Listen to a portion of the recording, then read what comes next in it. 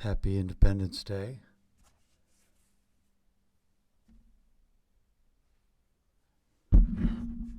I bought this shirt like a patriot, but something about me that you might not know is that I'm not that big of a patriot.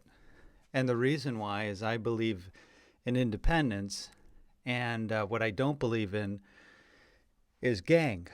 A gang.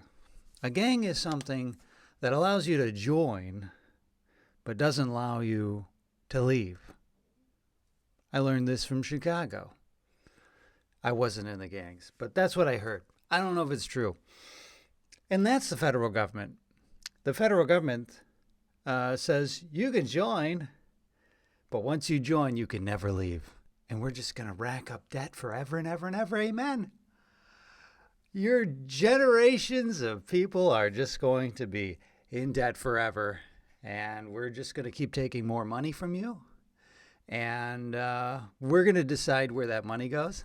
We're going to give it to people you don't know. It's all in the name of charity and politics. So that's what I think about Independence Day. I think about the fact that Abraham Lincoln decided on his own that states weren't allowed to leave. And the reason why he reasoned is because it took a number of states to vote people in, or a state to become a state.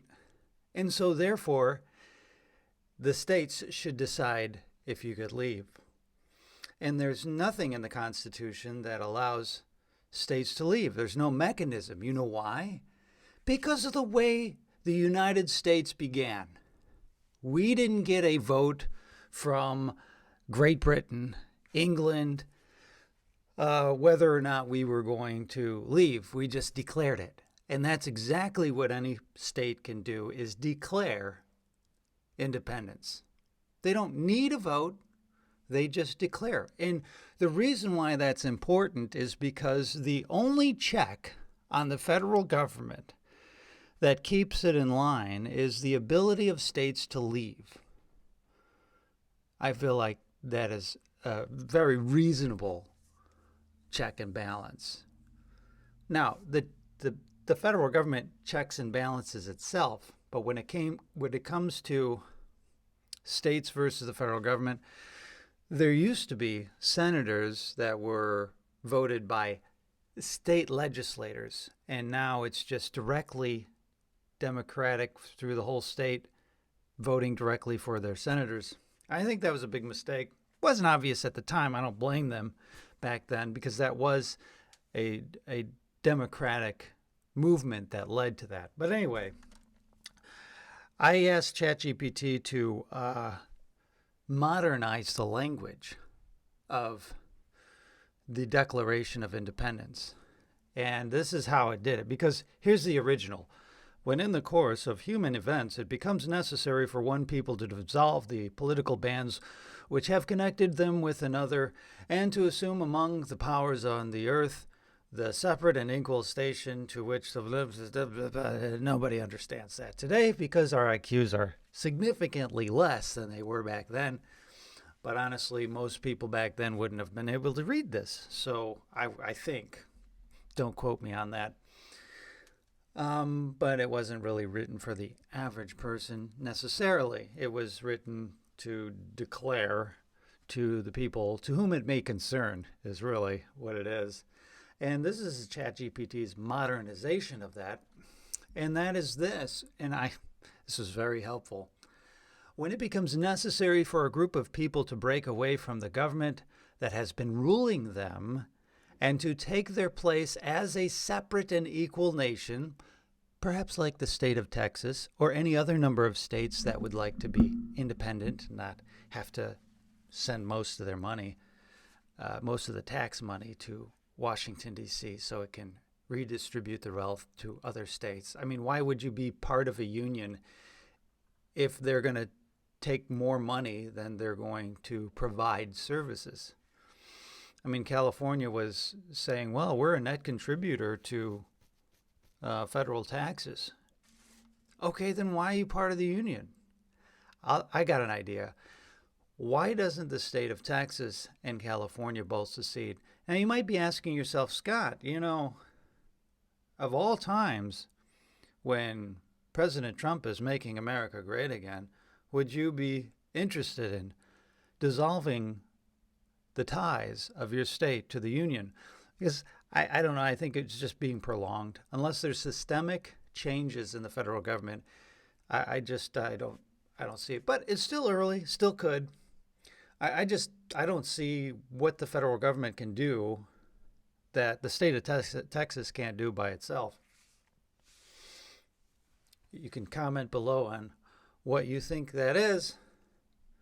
Anyway, this says, and to take their place as a separate and equal nation just as the natural laws and God allow. It is only fair and respectful to explain to the world the reasons why they are choosing to separate. And so it gives they give their reasons in a Declaration of Independence. And so I also have some significant parts here in the original. We hold these truths to be self-evident, that all men are created equal, that they are endowed by their Creator with certain unalienable rights, that among these are life, liberty, and the pursuit of happiness. Those are very vague. It's not very specific. What does it mean to pursue happiness? Those are some philosophical questions that could be meted out somewhere else. But here's the part I wanted to get to, that to secure these rights, governments are instituted among men, deriving their just powers from the consent of the governed.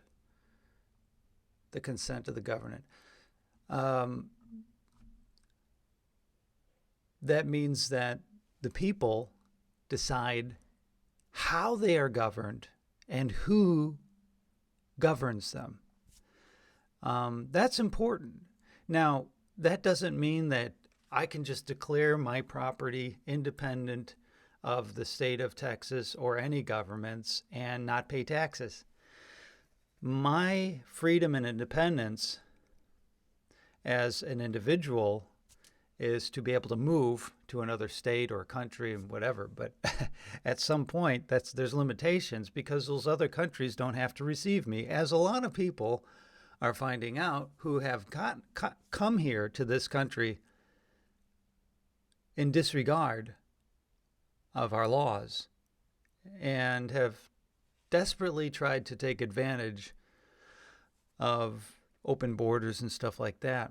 And I understand wanting to go to a place and have a better life. Totally understand that. But they took a gamble, and the political winds changed, and not to their favor. But there is a way to become a citizen. You got to leave and then come back properly. I think eventually we're going to import a bunch of people, but we're going to do it legally. So why do I think that a state could secede from a government, but I can't, as an individual, just have this property secede from the state? That's a good question. Well, I didn't, with this property, join the state. So that would be like going into something and then trying to take away from it. Whereas a state already existed with its territories and then joined the federal government. And then if things change and it's no longer favorable to them, there has to be a mechanism by which they can separate. And the founders did not write that in the Constitution conveniently, probably because they didn't want it to dissolve. They were under threat of a foreign power at the time.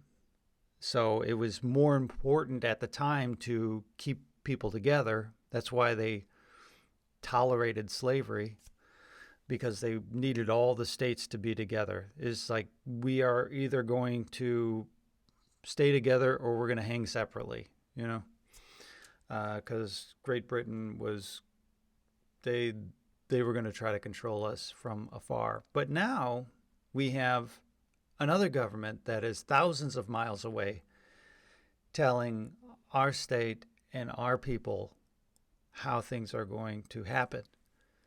And very intrusive, and central government has grown significantly. The Supreme Court has made it to where you can't even grow stuff within your state without the federal government deciding how you grow that stuff, which is not constitutional, but the Supreme Court said that it was, because interstate commerce doesn't necessarily mean that you sell across state lines. Even if you don't sell across state lines and you grow within your own farm, you are affecting interstate commerce by not consuming. Backwards logic. It's really, really ridiculous. So let me read the rest of this. That whenever any form of government becomes destructive of these ends, what ends? Life, liberty, pursuit of happiness. It is the right of the people to alter or to abolish it and to institute new government, laying its foundations on such principles and organizing its powers in such form as to them shall seem most likely to affect their safety and happiness. So fortunately, I happen to live in a time where taxes are going to be reduced, no tax on overtime. It always boggled my mind that the federal government decided arbitrarily that my employer has to pay me 50% more for the 41st hour that I work. And that's non-negotiable because it's a law that the federal government shouldn't even be allowed to decide for all of the states. That should be a state-to-state basis. And so therefore, my wages are regulated down so that a lot of money is, I work 60 to 70 hours, so it's built into my paycheck. But if I take a day off, I'm losing 50% more than I would just taking a regular day off if it was all equal. So that's always bothered me. But the federal government's more than happy to take your taxes out of those extra monies that it is making the employer pay you, instead of saying, hey, why don't we not tax these extra things because we want people to prosper if they're working hard. No, they take theirs, but they're going to make your employer pay you more. And people think, oh, well, that's great. It's a great law to make them pay. They're going to adjust downward your original pay to factor in the overtime.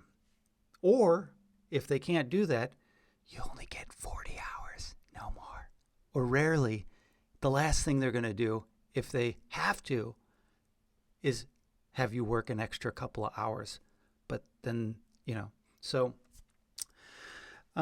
it's very lazy for politicians to just arbitrarily make rules to try to get an outcome. Very lazy. It's better having a system that, people can freely choose. Like, I can choose what employer I work for and all that. So anyway, that's one of my things. The minimum wage law, which is, 15 years ago was like, and all the time it was a political thing. And now is not, surprisingly, probably because it just didn't work well. And it doesn't make sense for the federal government to decide for all 50 states what the minimum wage should be, especially since they keep eroding the value of the dollar so that they have to keep adjusting minimum wage up all the time. Well, now $7.25 is completely irrelevant because nobody's making that low of money pretty much, anywhere, unless you're in a rural town or whatever. So that's become a losing thing. But so anyway, those are my freedom topics that I'm interested in. I'm interested in the state of Texas seceding from the federal government. Even with Trump and all this stuff, because I don't know what the benefit is. Like, I'm still paying taxes to the federal government for what? So that they can make me feel secure? What? Because Mexico's going to invade Texas? You think Russia's going to come over here and invade China? Russia can't even take over a next door neighbor, let alone a continent, an ocean away. So that's we need national security. That's the thing that I've heard. Having unions for interstate commerce. Yeah, that was a good idea when it didn't regulate the hell out of everybody with, hundreds of thousands of regulations. Yeah. So it made sense back then. But now when you have stacks and stacks of regulations, it's not a net benefit. No. You know what? The states could come up with their own regulations and interstate commerce. They can make their own trade agreements and whatever. But anyway, happy Independence Day. You're not independent. You're very much dependent on the federal government because you can't leave. Your state can't leave. You're stuck. And if you ever leave, the abusive federal government will fight you to the death. It's a great, healthy relationship, isn't it? Very healthy.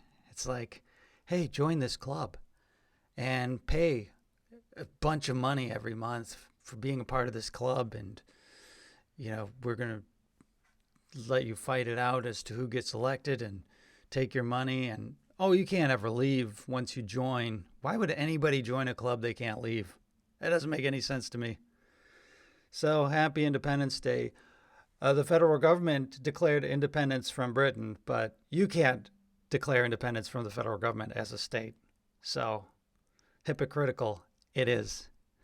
I'm not a patriot. I hate the federal government. I loathe it. It's a monster. It's absolutely atrocious. It spends too much money. It's broken.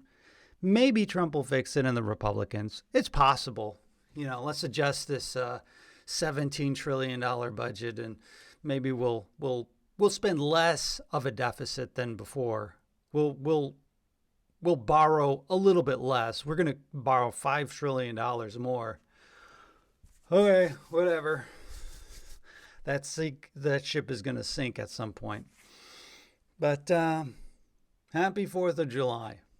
Okay? Because that's really what it is. It's just a date on a calendar. It doesn't actually mean anything because what are you independent of? Great Britain? I mean, they fell. They used to be the world's leading power and we overtook them. When we did that? When we were less regulated and less taxed. Didn't even have an income tax until 1920. No, was it 12? Woodrow Wilson. And then in the 1950s, they ramped it up. Or 45. In the World War, they ramped up the income tax. It was going to be temporary for the war. And then they just kept it. Everybody just keeps paying income taxes. Yeah, so that needs to go away. You can't have socialism unless you have an income tax. And they knew that, and they wanted more socialism. Because becoming the greatest nation in the world through capitalism wasn't enough. No, we got to add socialism. Maybe it wasn't obvious at the time that socialism doesn't work anywhere, especially the more you use it, the less it works. That's socialism. But we're gonna vote for more of that everywhere, always. It's New York City, go for it. Let's see if that's gonna work this time. Maybe automation will help. Okay, that's enough for now. Have a good day. Happy Independence Day. Shoot off some fireworks. I don't know what it means. Don't burn yourself. Don't blow up your hand. Don't poke your eye out. All that stuff. Good day.